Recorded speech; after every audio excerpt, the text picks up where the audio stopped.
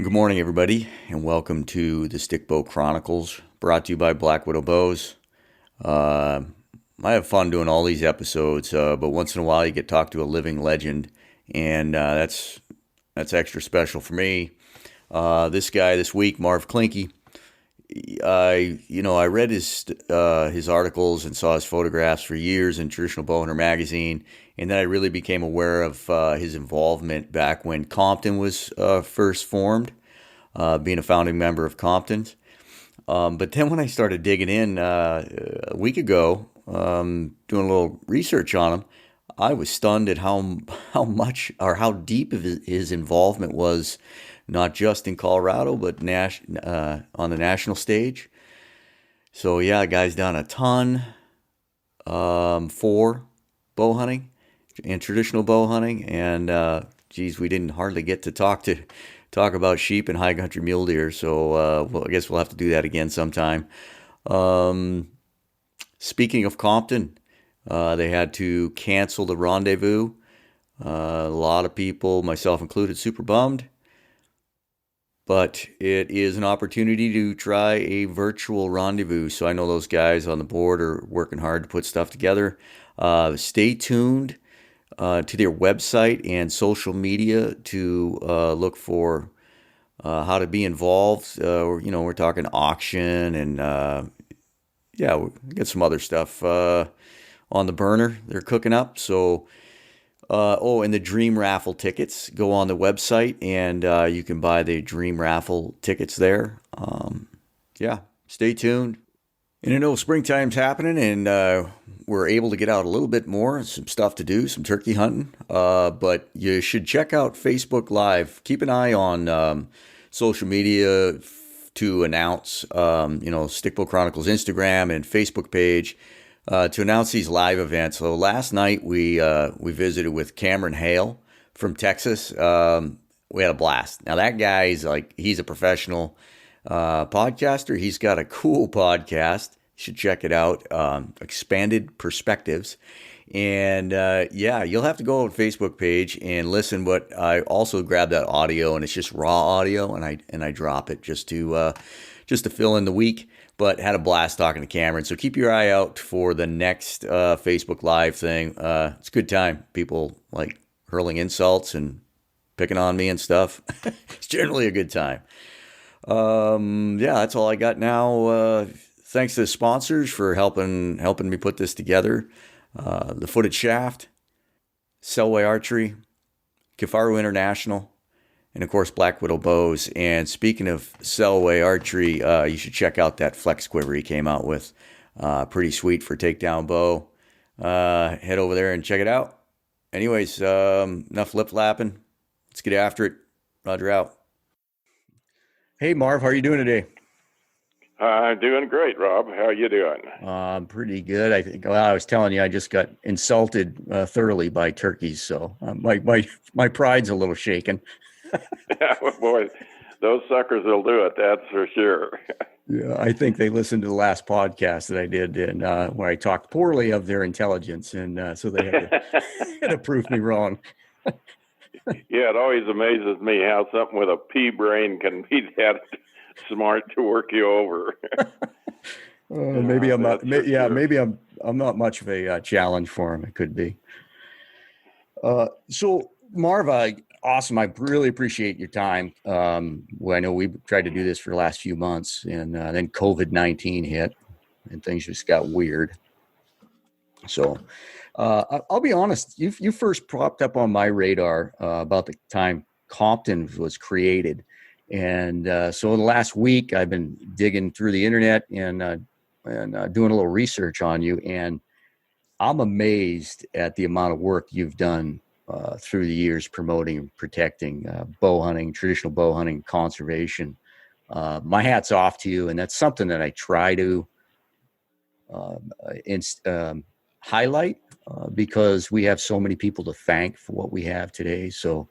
Well, I appreciate the kind words, that's for sure. I just love bow hunting, and I try to give back as much as I can to it. Yeah, so you're a senior member of the Pope and Young, is that right? Oh yeah, unfortunately. I'd Life. rather be a junior member. A senior member has voting rights. Is that right? Yeah. Oh yeah. Yeah. Yeah. Regular and senior member have voting rights, and Was there only like 200 senior members? Is that like in the bylaws or something? no. To begin with, there was 100 regular members, Okay. and that's what they did for a long, long time. In fact, I was the original 100th member back in 1971 or something like that. Wow. And they had that 100, and then there wasn't enough movement, so they put the senior membership in there. And of course, that was open, so that as many regular members as qualified for it then would move to senior membership, and that would open a regular membership for other people to come in, and that's the way they did that. And then you're a life member of the Colorado Bowhunters Association. Yeah, I was one of the original founders of that thing, and there's only 3 of us left. And the other 2 guys are Dave Guskey and Bob McGraw are up there in Idaho. They live in Idaho. Oh yeah. And they live up there, and the 3 of us are all only guys that are left that started the Colorado Bowhunters Association. What years did you guys start that? 1968. And it was kind of, the Game and Fish Department had a lot of pressure from the ranchers and everybody to just totally do away with bow hunting. Wow. And we had another little organization called Bowhunting Unlimited that Al Carmichael had started at his archery lanes over in Morrison, Colorado, which is not very far from us. And there was about, 30 or 35 of us bow hunters that belonged to that. And it was just a fun night once every couple of weeks and go over there and do a little shooting and talk about hunting and all that stuff. And then this came up that they wanted to stop bow hunting entirely. And so we said, hey, we got to start a state organization. So we did that to fight that. And we actually came out of it with more bow hunting than we had before. That's so pretty sweet. It worked out pretty good at that time. What was the basis for them wanting to do away with it? Well, mainly, there was a lot of things that some of these ranchers said. Number one, they didn't like hunting. Some of them didn't, the hunters. And they thought that the bow hunters were pushing the animals from the national forest onto their ranches, which wasn't true at all. And, of course, there was always that old added thing that there was animals running around with arrows sticking out of them, which, again, I did a lot of that research for the Pope and Young and the Bowhunters Association, and it was always the same thing. When it come right down to it, it was just one person talking to another, and nobody saw anything, So there was a matter of a bunch of things that prompted them to do that. And, of course, the Game and Fish Department didn't have a whole lot of research or facts on the bow hunters, so we went in there and straightened that out with them, and worked out pretty good. Rocky Mountain Bighorn Society. I'd never heard of that. What do you got going on there? Well, it was basically the same thing as like Ducks Unlimited or anything like that, except that we decided just in the state we needed an organization to prompt the Game and Fish Department to do some research, and we would raise money for the research for bighorn sheep. Because at that time, when we started that, there was very, very few sheep hunters in Colorado. And I had been hunting, trying to kill one with a bow for quite some time and wasn't successful with it. But at that time, and we got to get Hans von Barbie's the one that really put it together, and he called a bunch of us guys that had been sheep hunting and that and wanted to get a meeting. And we got the meeting together, and that's when we formed the Rocky Mountain Bighorn Society. And again, unfortunately, I'm the only one left that was one of the original guys that started that. Is that still going strong? Oh yeah, really strong. Yeah, really strong now. Yeah, they do. And of course, we would have had our meeting would have been this next week, but that darn coronavirus stopped that down too. And usually, we'll have 500 or 600 people at that banquet on that thing. Now that has nothing to do with the what's the other one? The Sheep Foundation. It has nothing to do with the Sheep Foundation, right? Well, it was kind of affiliated, working with them and that, but and that was with FNAWS to begin with, which is now National Sheep Foundation. And we were associated with them and worked with those guys a lot, and so it was kind of a big help for them too. And of course, we helped them get the sheep permits to auction off, which made a lot of difference, auctioning those off at a much bigger convention.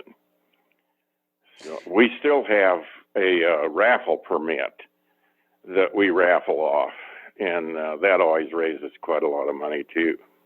Now, is that just Colorado? Is it the Rocky Mountain Bighorn Society? Is that just Colorado, or is that a national? Yes, that's just Colorado. Gotcha. Yeah. Mm-hmm. Gotcha. So skipping over a whole bunch of other stuff that you've been involved in, and jumping forward to being a past president of the Compton Traditional Bow Hunters, and you were a founding member, right? Yeah. Mm-hmm. Who all was involved in starting that? Well, Glenn St. Charles was the impetus of it, when he put that article in Traditional Bow Hunter called "It's Time." And he had been talking with a bunch of us guys, Asbel and TJ and them, about doing this for quite some time. He kept saying, we need a traditional organization. And so finally at the Pope and Young get-together over in Omaha, we had just a kind of a side little meeting there. We just went off on a bunch of chairs and benches and sit down and started talking about it. And that was basically the start of it. And then they had another meeting up at the Eastern Traditional, and that's when they actually said, let's get it done. Let's get this thing going and get it done. And then Nathan Anderson, he's a lawyer. You probably know Nathan. Mm-hmm. And we had the first major meeting of the club after we started it here, and we incorporated it in Colorado. And Judy and Nathan put together the bylaws and all of that kind of stuff, my wife, Judy, and put that all together. And the guys conned me into being the first president. And I said, okay, I'll do it for 2 years, but you better have somebody after that. But it worked out good. And there was a big problem to begin with, because there was other guys in that same group that wanted a real aggressive, proactive organization. So they started the other organization at the same time. And their idea was to go into the game and fish departments and just raise all kinds of hell and get things changed. And I told them, I said, you come to Colorado and want to change things in Colorado, you're probably going to get your butt kicked. Yeah. Because we had things going real good. We had it right where we wanted it, but they wanted, traditional seasons and all that stuff. And so I cautioned our guys all the time to stay away from the controversy and don't put anything on the internet if you don't want it to go worldwide. And I kept after them and kept them doing that. And because, we wanted to promote traditional archery, and that's what we did. So what is this wasn't a avenue I was going to go down, but you touched on there where don't go starting a bunch of controversy. What is your view? In Idaho, our game and fish, or Fish and Game, has done a very good job at keeping a lid on technology. My view is kind of jaded because I'm in Idaho. Sure, the people are shooting too far, absolutely. but we don't have a lot of the bells and whistles. Do you feel like, as far as archery goes in modern equipment, are we in a good place right now? Oh, definitely not. Yeah. Yeah. Definitely not. And the whole thing is, and I've said this from day one, because actually I was the one that got the compound bow legal in Colorado, because to begin with, the compound bow was not much of an item. It was a machine without a doubt, but Alan called it that. People accused me of calling it a machine when it was a bow and arrow, and I said, hey, that's not me. I said, Alan called it the greatest machine that ever got shot an arrow. But anyway, what happened is the Game and Fish Department banned it right off the bat. And so I talked to him, because there was guys already shooting him here, and I knew it was inevitable. It was going to happen. And so I went to the Game and Fish Department and had one of the guys go with me from an archery shop and take one of the simple two-wheelers, and show them how it worked and everything, and then they went ahead and passed it there. And I've always said that it's not the compound bow per se. It's what come along with it and the attitude that it brought. All the junk that came along with it, because everybody's seen a chance to make $1. And pretty soon you got string tracking rigs and bow sights and lighted sights and scopes and, just a myriad of things. What do you call those? Telling you what the distance is. Oh yeah. And all of that kind of stuff. And what we were doing, especially to begin with, was we were promoting non-hunters. We were promoting shooters. And I still say a lot of that's what it is today. Because what happened when all this junk came in with the compound bow is you didn't have to learn how to anything about the animals, really. And because they could shoot at such great distances, which they did. You didn't have to track them, because right off the bat they had all these tracking devices. You didn't have to learn anything about distance of it, because you had you had these scopes that you looked through to tell you how far away it was. And there was just myriads of that stuff that just didn't let a person become an outdoorsman and a woodsman. And it's still that way a lot today. In fact, I think it's probably worse. But one of the other things that I've always believed, and I firmly believe it still today, is that in all kinds of hunting, we have hunters and we have killers. And definitely there's a lot of guys and gals that are both. They are good hunters and they're good at killing. But you have so many that aren't hunters. And all you have to do is read some of these magazines and see that tons and tons of these people have never actually hunted. Everything that they do is with a guide and an outfitter, and they go with them. The outfitter locates the animal, they take them out there and they kill them. So they've never actually hunted or learned anything about the hunting. And it's the same way with these game farms. Man, oh man, you look at the number of I was shocked, because I got an email from somebody about a game farm, and I started looking that up, and there's hundreds and hundreds and hundreds of game farms outside of Texas, where you just go in there and you pay so much for whatever size animal you want, and you shoot it. And then these people come out and try to tell you that it was a fair chase hunt, and it was the hardest hunt they've ever been on, and all that stuff. And it's just not hunting as far as I'm concerned. Yeah, I think a lot of what you just brought up is indicative of society. It's it's quicker and easier. Yeah. Yeah. And I've got good friends that hunt with a compound. In fact, I've hunted with them, and I hunt with them still. And I have no problem with it, because the guys are darn good hunters, and they limit themselves to their distance and everything.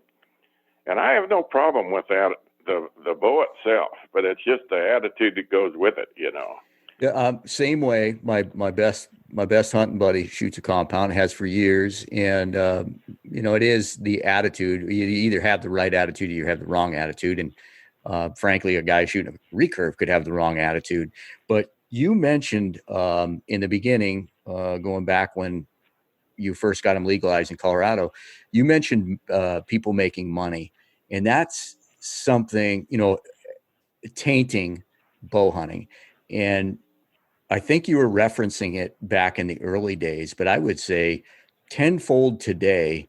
Um, I I look at so many of these gadgets coming out, and I work with guys that shoot compound. I don't hunt with them. They're younger guys, hunters. One of them made a comment to me one time that he was having trouble tuning his bow, and he said, I wish they would make expandable broadheads legal in Idaho because I can't tune my bow with fixed blade." And he was a new archer. And I made the statement to him, and I've made the statement to lots of people since then, is that none of these manufacturers ever create anything to benefit bow hunting. It's all to put $1 in your pocket, in their pocket. That's right. Yeah. And it comes at the cost of the integrity of our sport, say it sport for a lack of a better term. Yeah, I've heard that dozens and dozens of times. The same thing you're saying there. I can't get fixed blade broadheads to shoot. That's the biggest bunch of crap in the world, because I've shot just about every fixed blade broadhead that's been made up until about 15 years ago. And then all of them shot good. And what it is, to me, it's a lot of it's a mental deal. And the other thing is when you put a 1-inch feather, a quarter of an inch high on an arrow, and put it on a broadhead, it's not going to shoot it. It's not going to shoot it right out of one of those ultra high speed things, because there's no weight to the arrow. But you put a weighted arrow in that same bow, and I've done that a number of times, put a regular arrow, either aluminum or wood or a carbon, with 4 or 5 inch feathers on them and a regular broadhead, and they'll shoot like a dream. But it's the attitude that these guys get from the manufacturers, that they shoot this, they got to have the speed, and they get this all this information that you've got to shoot these heads, because they shoot just like a field point. And yeah, and all it is sales hype, is what it is. Yeah, and I would probably be straying out of my lane a little bit when it comes to the technology, but I would, I told him is that, you probably don't have the arrow tuned correctly, and that's just the blades are magnifying that. But that was just an example, and I've told that to other people, is like, every time a manufacturer comes out with something, it's not to benefit the sport. It's not to benefit us as bow hunters. Yeah, and that's something we've battled. Sure. That's something we've battled. I've never shot a compound in my life, but I've been around them all the time. Obviously, you can't hardly help it, And it's the mentality is the most of the thing, and you have to have this equipment. One of the things that I horse trade in recurve and longbows, helping people get them, and I pick up a lot of them, giving them to the kids. I've given them, I don't know, I quit counting at 100 years and years ago, bows that I've given to kids to get them going, and little longbows and recurves. And the thing that you notice anywhere that you look is, all you have to do is go to a Craigslist and look anywhere in this country, and if there's a longbow or a recurve on there, and if it's on there more than a week, it's overpriced. And yet there'll be dozens and dozens and dozens of compounds, because they've got them just like everything in this high-tech world. You have to have a new one every year.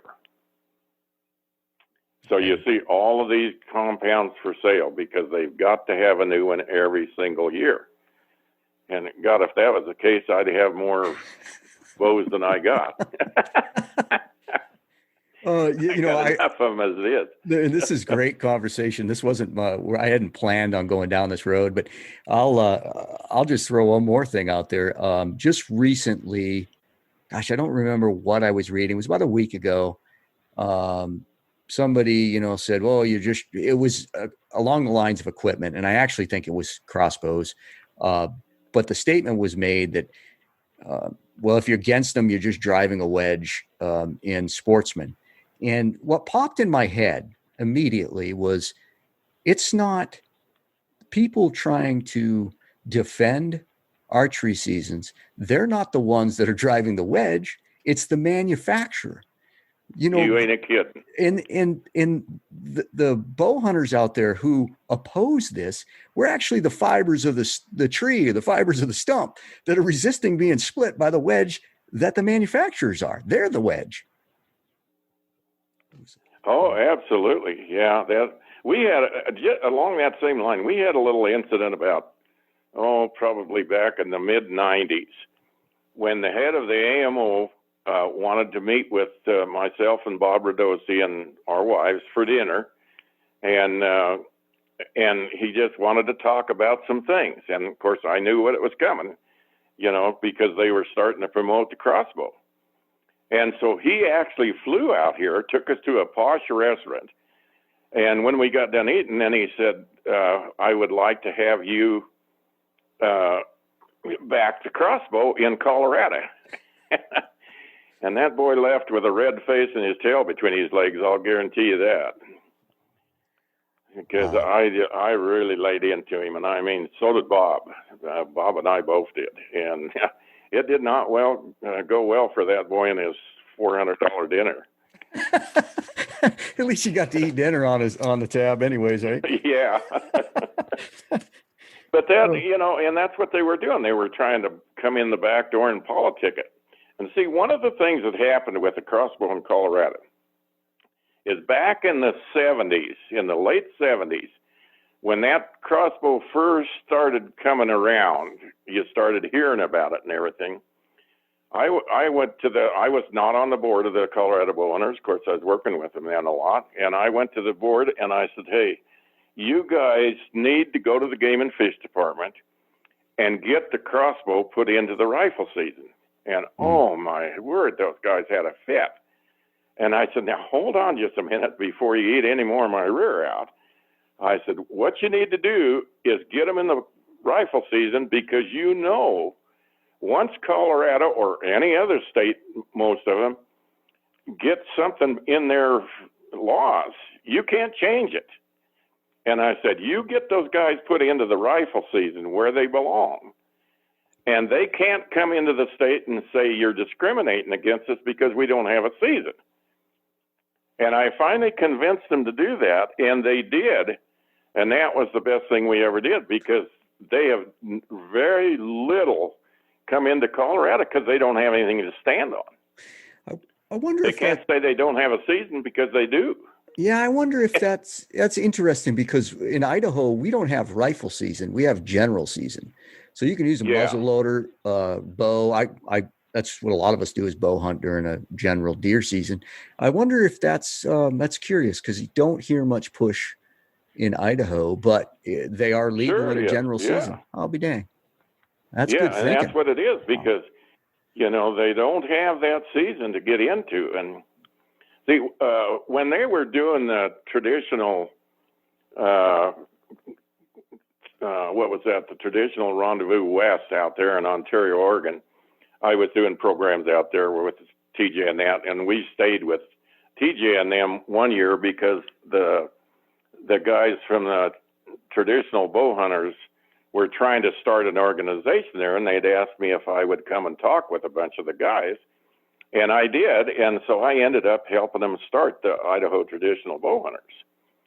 And we gave them the bylaws and all of that stuff, which I did with Nebraska and Wyoming and New Mexico and all of that. I helped all of those guys by giving them that, so they didn't have to go through all the work like we did, And so that way they had it could get the organization off the bat right off without doing a whole lot of that kind of work. Well, you're planting the seed.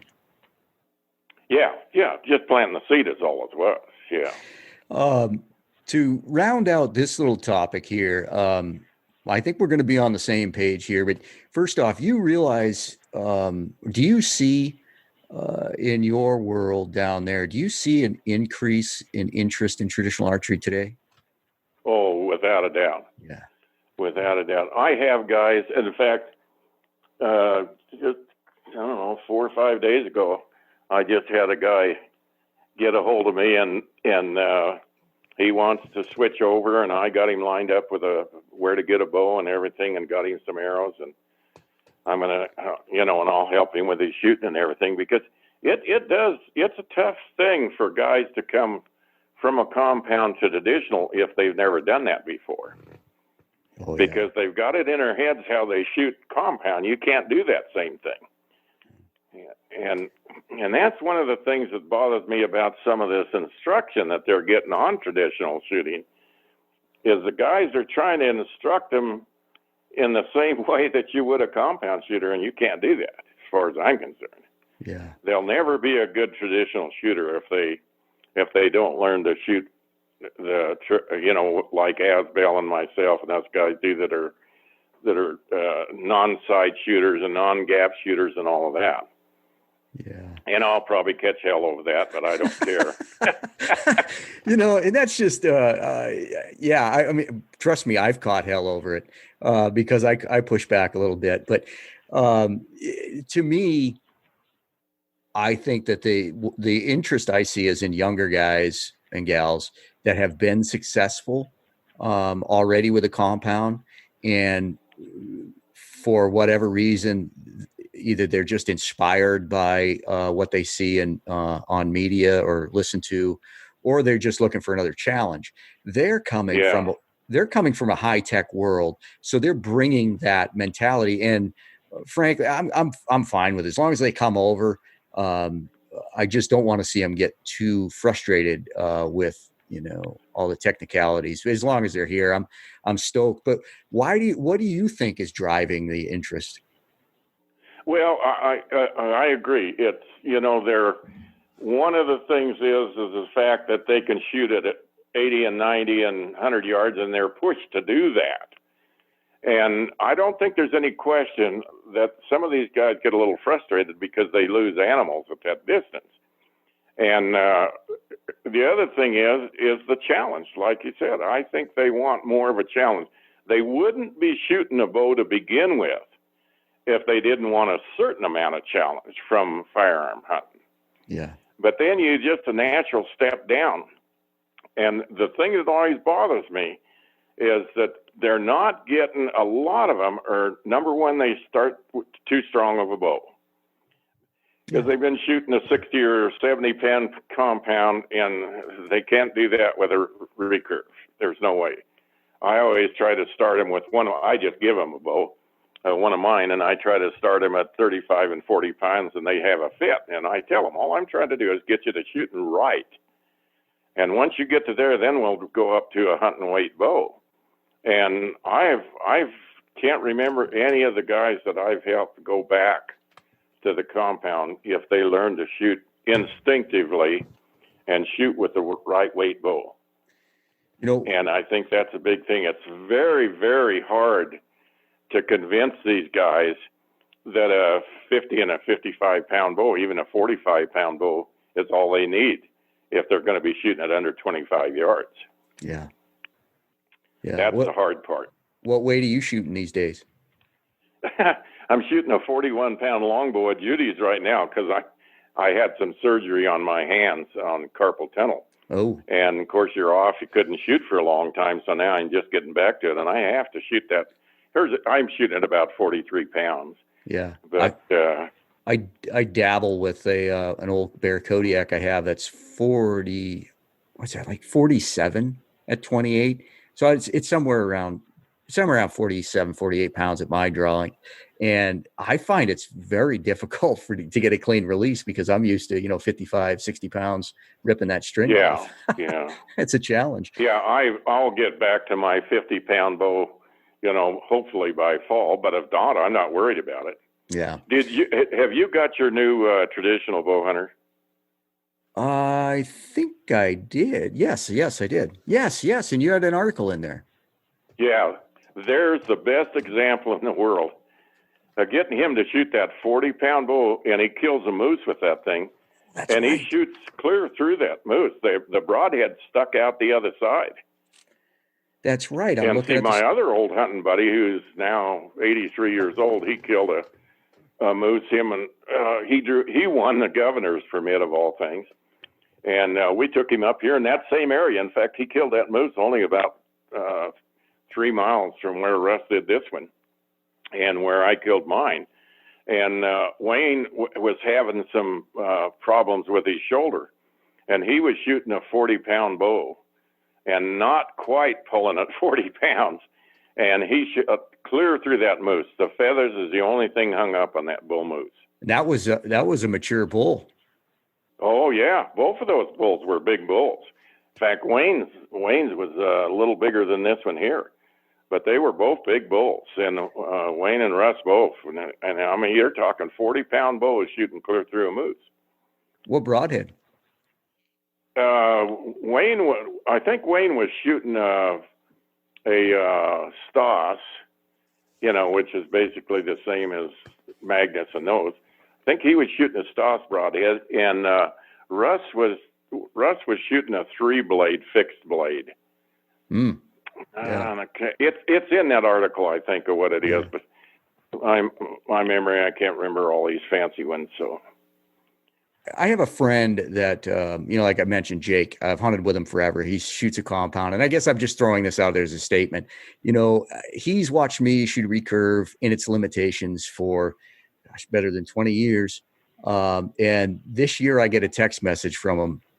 And if there's any sheepishness in words, it was in this text message. He's like, "Hey man, kind of interested in shooting a recurve. Where do I start?"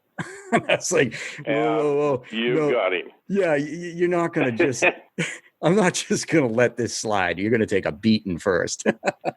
Yeah. But definitely start him with about 35 or 40 pounds and tell him that all you're doing is showing him the form that he needs to shoot. Yeah. Yeah. But that's the thing.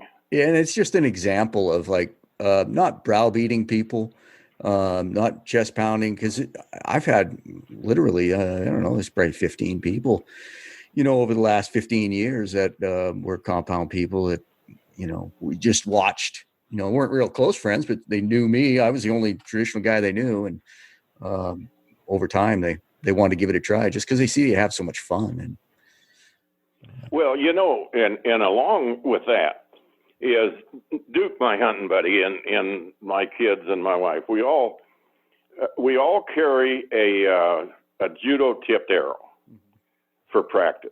I've got my hip quivers are 8 arrows. One of them is going to be a judo tipped arrow all the time. And when we're out hunting, once the serious stuff gets over early in the morning and we're out messing around, one of the things that we do a lot during the day is we shoot those bows. We'll have these little competitions of shooting at a twig or shooting at whatever, And when we've got these guys along with us with the compounds, they don't do that. They don't carry one of those arrows, and they don't do that. They're in it for the serious shooting only. yeah. And all of a sudden they see us having so dang much fun doing this. And it's funny because we've had a couple of the guys that actually get kind of sullen over it. Well, I can't do that. I don't have it. Well, here, shoot my bow and do that, And finally we'll convince them to do that, and they start having a ball. Yeah. Or when you run into grouse and you're winging arrows and like lose your arrows in the trees. yeah, you're winging arrows like it's Agincourt, and and your compound buddy's kind of bummed out. So jumping over to back to Compton's now, when you guys started that, you started at Archives. How is that going to be different than the Pope and Young? Well, what happened with that is when we first got Compton going, I told the guys, I said, we need to have our own book. I said, we need to have our own book and no world records and none of that stuff. We don't want to be in competition with Pope and Young. I was a major for 42 years for Pope and Young, and started back in 1971, I think, something like that. And they kicked me off the records committee because I had different ideas. And some of the things, I wrote the first white paper for them.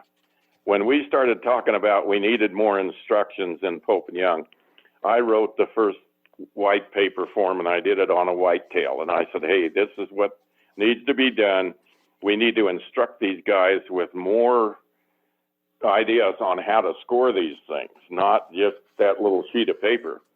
And so they bought into that, which everybody would. And we started doing it, and I did the bighorn sheep one, and they let it out to other measures to do the others, and then we tweaked them as we went along. But there's several things that I have never agreed with.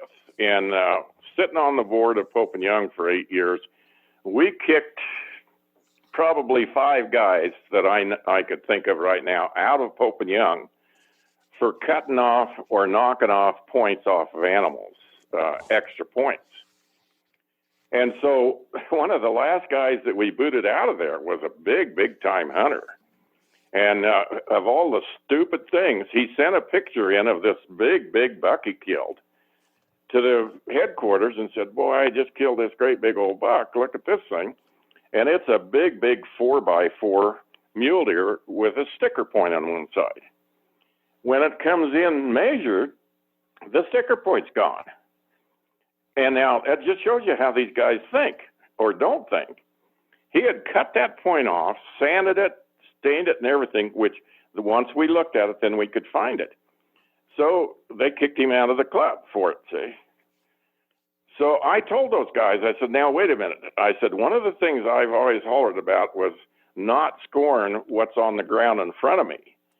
And I said, you just kicked this guy out of the club, and yet you knock off those points, and that's okay. Nice. What do you mean we do that? We don't knock them off. And I said, you absolutely do.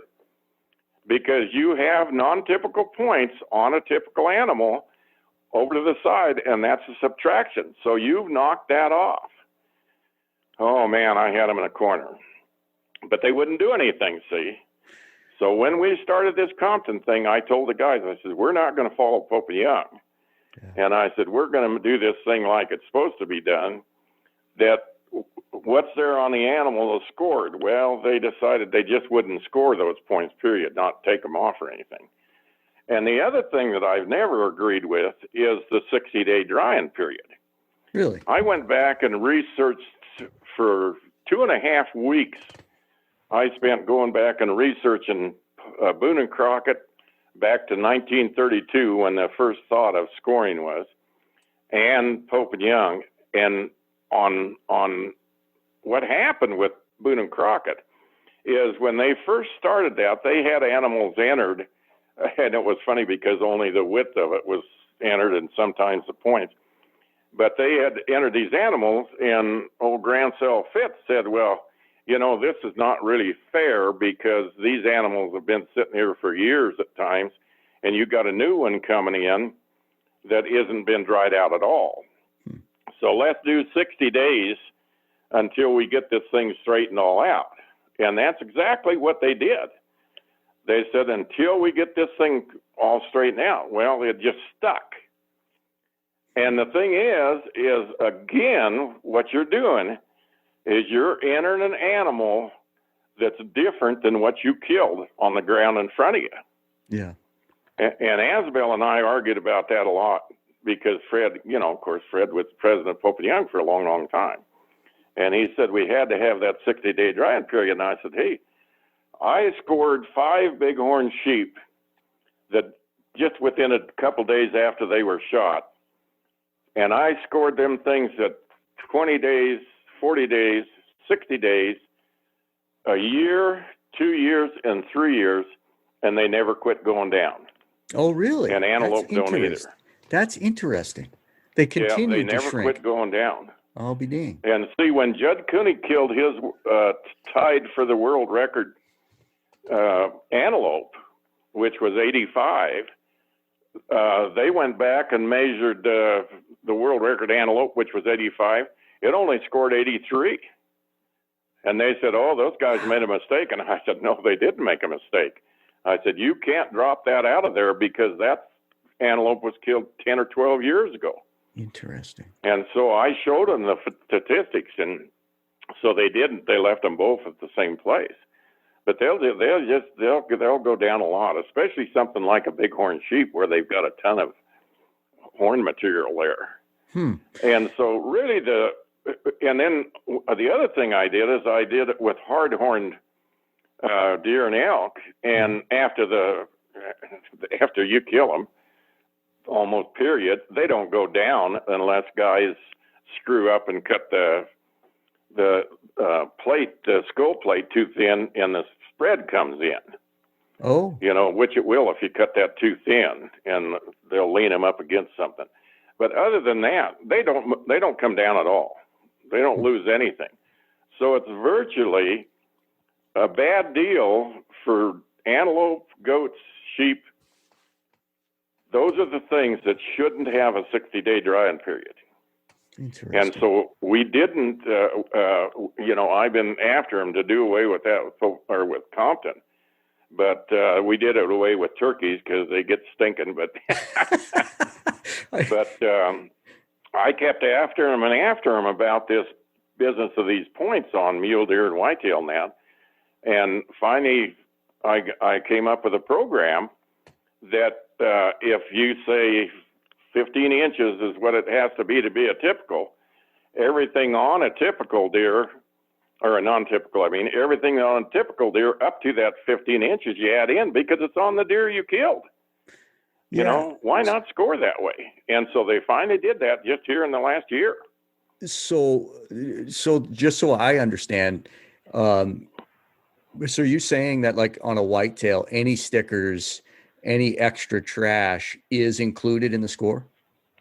Up to the 15 inches that you're going to call it a non-typical. I got you. Okay. Yeah, everything under that is going to be added into it. And why wouldn't it be? Because that's what the animal is that's laying in front of you after you killed it. Yeah.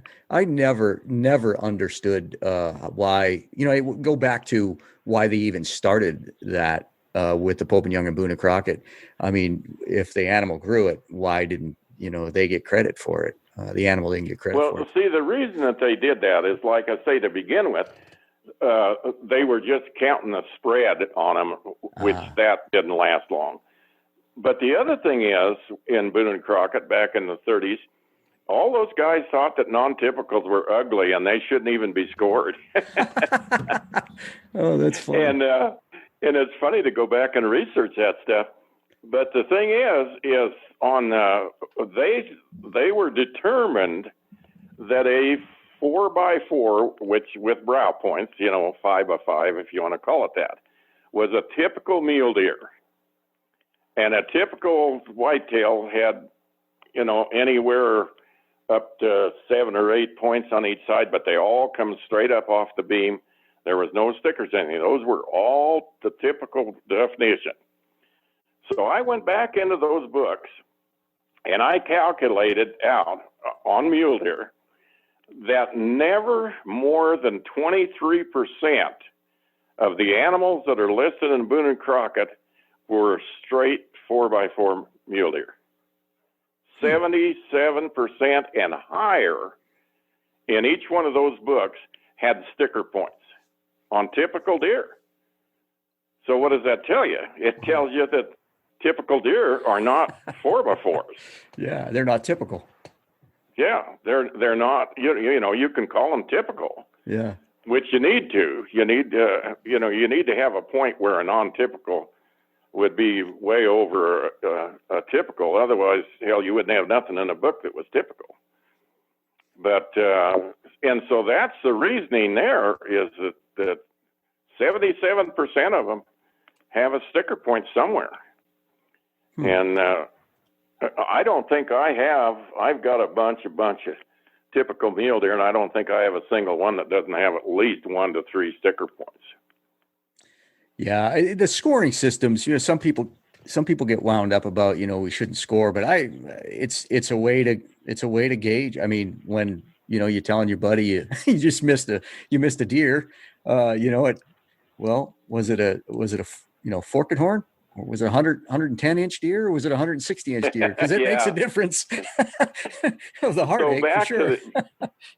Back to the archives, when TJ and Asbel and I and Scott George sit here at our kitchen table here in Boulder and got this thing out, I had contacted right off the bat when we started Compton. I had contacted Pope and Young about getting traditional records and just doing a book to show people that traditional archery was a viable weapon to take animals with.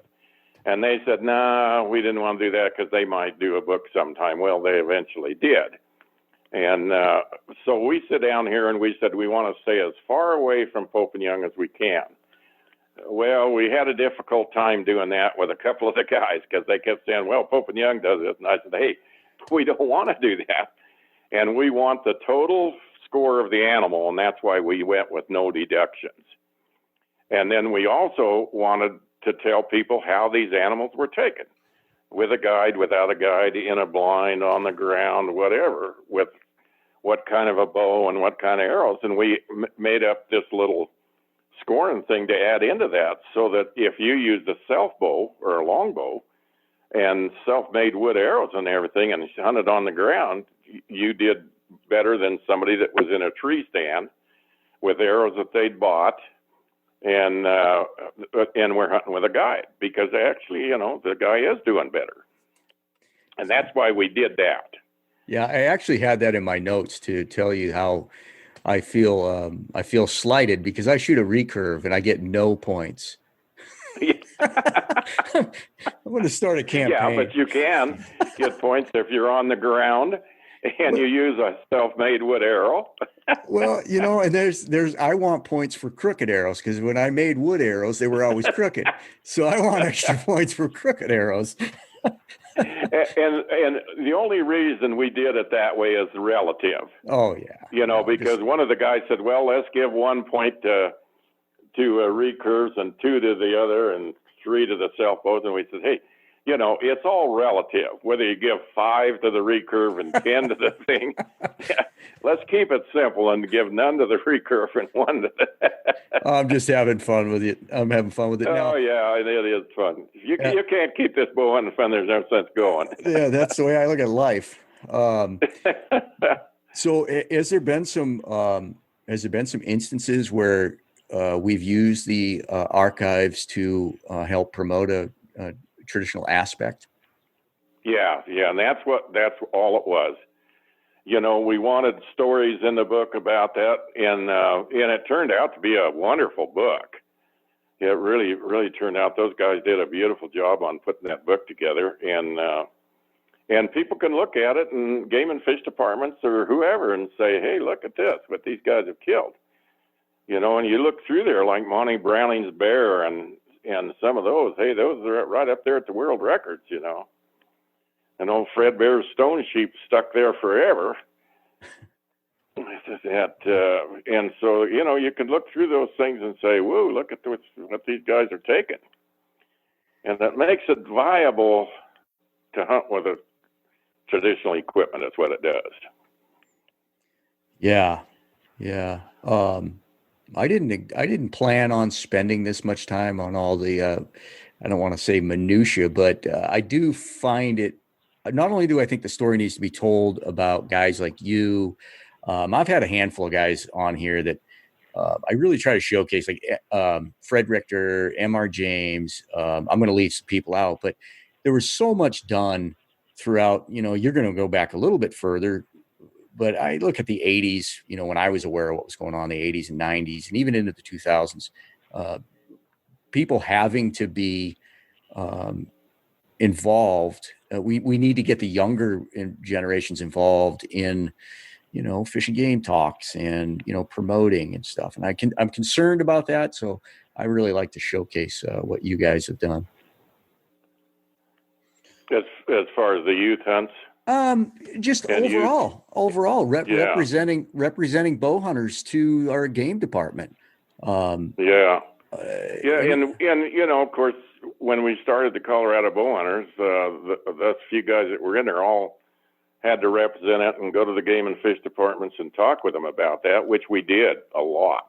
Yeah. But I've always always said that from day one, because we had 5 children and I started them when they were 3 years old shooting bows. And I've always said, you have to get the youth involved, and that's why I was so adamant about starting these youth hunts, and that is to get them involved. And the game and fish departments just fall over themselves on youth hunts. They love that. Yeah. I did a podcast with the Colorado Traditional Archery Society. Is that right? CTAS? Yeah. Mm-hmm. And I believe it was them that was telling me about the youth hunt they do. It's just fantastic. I wanted to be a youth. I mean, that was incredible. Oh, yeah. And see, the first ones of those, we started as, and I really have a hard time going back and see where the first ones, but I helped the PBS start theirs. And then we did the one for the Colorado Traditional Archery Society. And of course, Compton, we got the two together to do it. And doing these youth hunts, and then helped Pope and Young start their camp, which my wife ran for 10 years. Outdoor camp for inner city kids with one parents, and that was an awesome camp. And I wish we could have kept that going, but there was a couple guys on the board that didn't think we were getting enough bang for the buck, and that was still the best bang for the buck I think we've ever had. But this, like the Colorado Traditional one, we're still running that thing. And I just wrote in my book that I'm working on about how difficult it is to get the parents to go along with these hunts. The parents are too busy to let the kids go to the hunts. Wow. Kids love it. Oh. They get to go over there. They get a free license. They get $600-700 worth of free equipment, a free weekend 3-day hunt, more fun than you can shake a stick at. And it's difficult to get enough participants because of the parents. Isn't that amazing? It just never ceases to amaze me. Our grandson, Owen, who lives with us now because he works here in Boulder, he's 22, almost 23 years old, and he was one of the first kids to take a deer on the youth hunt. And I'm telling you, that's his whole life thing, was that deer on the youth hunt. And it was a doe. They had to shoot does. Mm-hmm. And so we did the hunt in Nebraska I lined it up over there where I hunted in Nebraska on a couple of farms and on the open place there at Lake McConaughey. And one of the restaurants over there jumped in and provided the dinner meal for the whole group, which at that time we were running 10 and 11 kids with their one parent and then the Menners, us. And those kids they all got to see deer. Some of them got some shooting in. Nobody killed a deer, but they got shooting in. And then after the hunt was over, I kept our grandson who was on the hunt. He was, I think he was 12 or 13. I kept him over there, and I took him hunting on one of the ranches an extra day, and then Peggy, if he didn't end up killing a doe.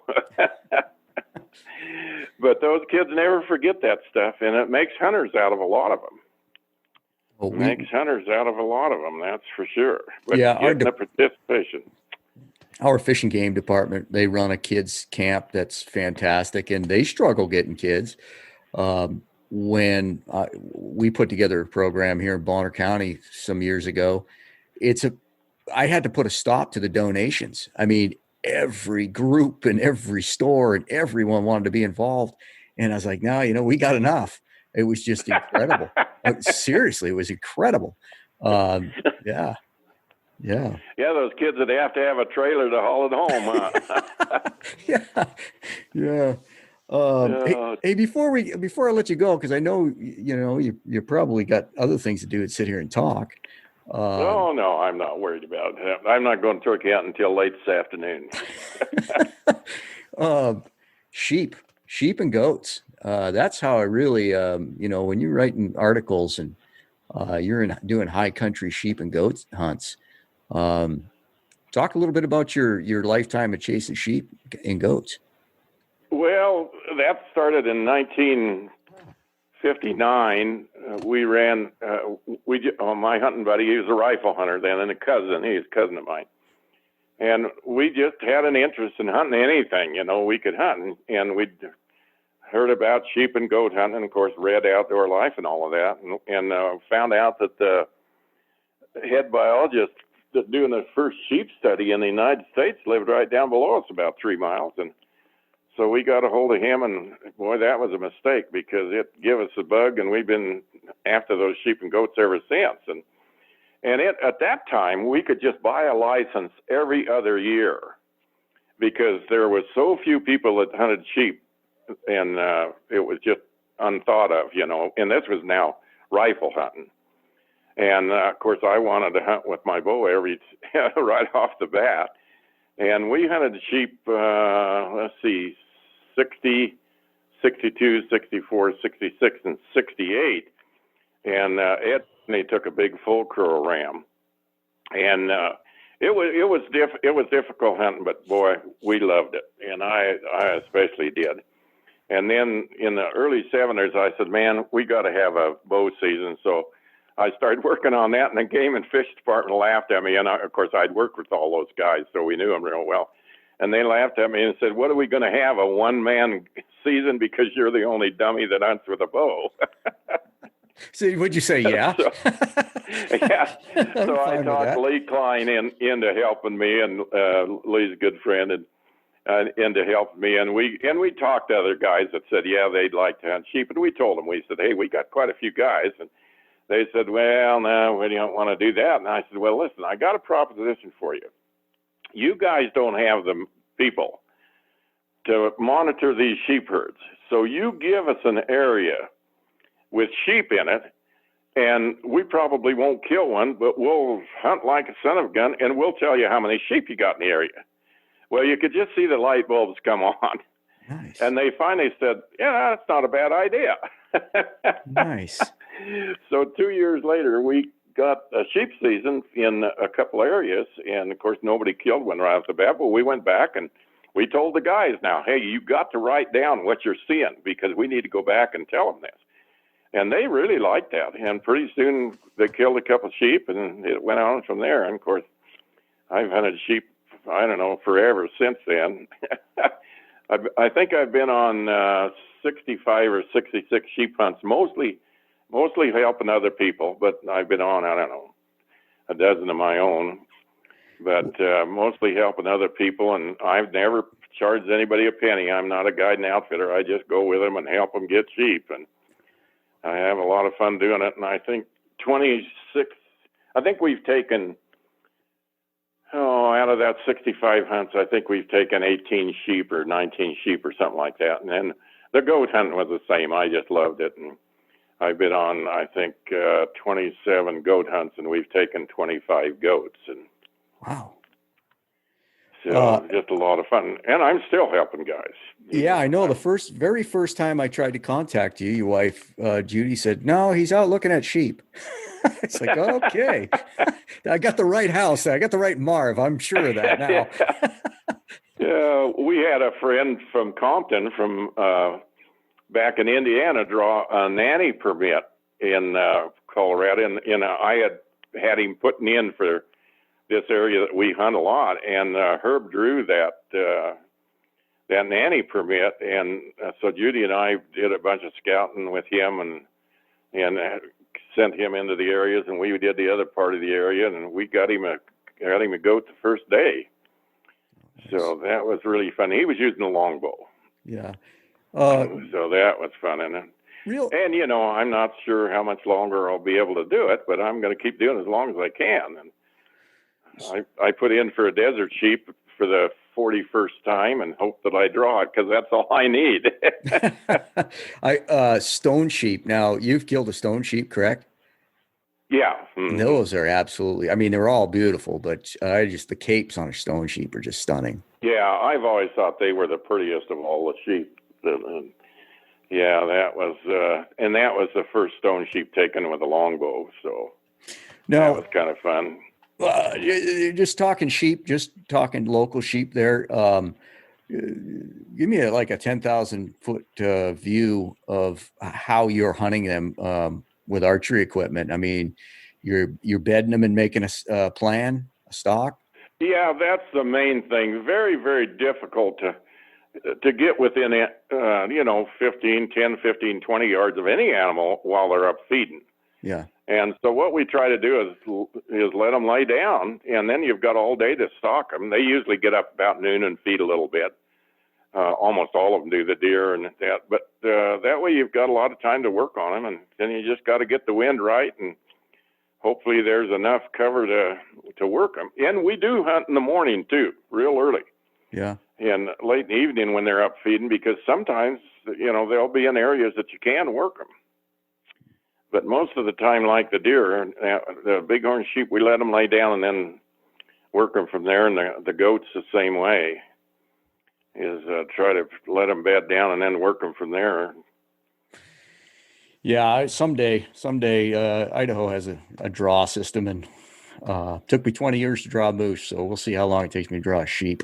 Well, you got lucky there. It took me 32 years to draw that moose permit. well, the only reason I drew the moose permit was 2014. Our moose population absolutely crashed because of wolves. And I'll be darned. Oh, geez, that Marv, I'm telling you, it's the first thing they went for in northern Idaho here. First thing. So, yeah. We had a fantastic moose population. I think one of the units had 50 tags in one of these subunits, and now they have 11. Some people say that even that's too much. So that's why I drew, because there was no moose and nobody put in, so they had to give it to me. Yeah. That's something you guys have on the horizon there, is wolves. Yeah. Did you get a bull? I did. I shot the world's smallest moose. A moose is a moose, boy. It was I've got to do some pretty cool things in my life, and that was 2 weeks of hunting pretty much solo, and I got it on the second to last day, I think. And it was just, that's awesome. Oh, geez, it was blast. Congratulations. That's any moose with a long border recurves can definitely a big congratulations. That's for sure. Yeah, I could have used the extra point had I had a long bow, because it was so small a moose, but I had a recurve, so I get no points. Dang it.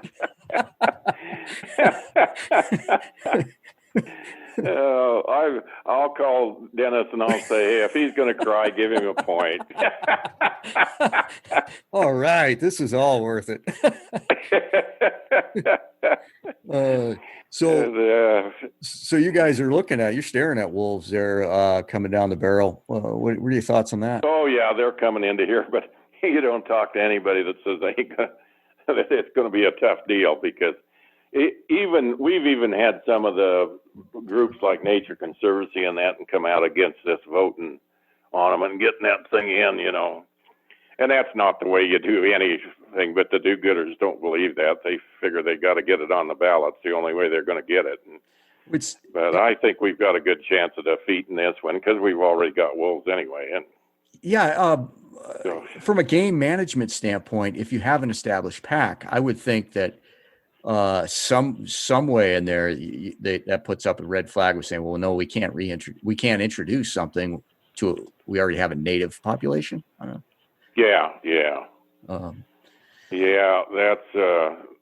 That's one of the good starting points. But the other thing is game and fish management by ballot just doesn't work. It doesn't work. No, that's for sure. Yeah, and it will, if you guys get them like we have them in Idaho, it will impact the rest of the states like Idaho, Wyoming, Montana, because the amount of hunters you guys absorb there in Colorado are going to be displaced for sure.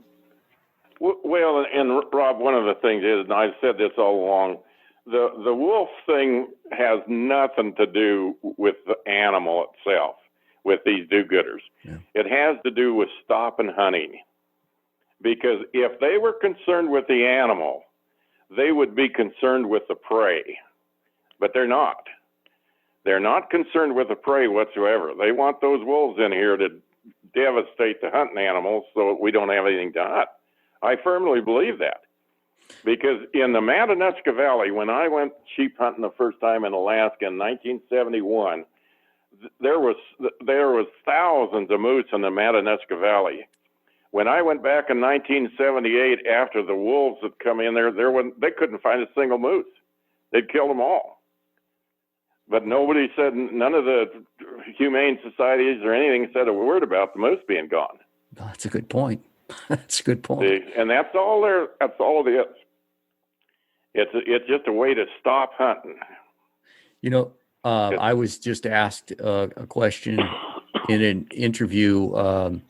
He said, well, give us something that the general public doesn't realize, or people in the Western states don't realize about wolves.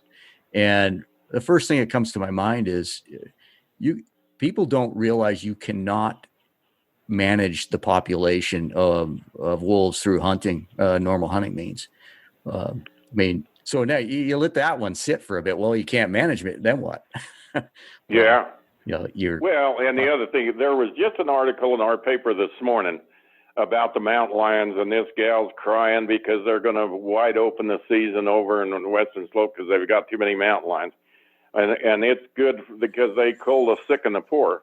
Hey, wolves, no predator culls just the sick and the poor. I'll guarantee you that. They take anything they can get to begin with. Yeah, and that, the wolves are going to take any of the young, and they're going to take anything they can kill. And this old adage of the sick and the poor went out the window years ago, but these people keep using it. Oh yeah, and there was plenty of examples of snowmobilers and sportsmen here in my local area that were coming down when the wolves really hit us hard with some pretty graphic images of quite healthy animals.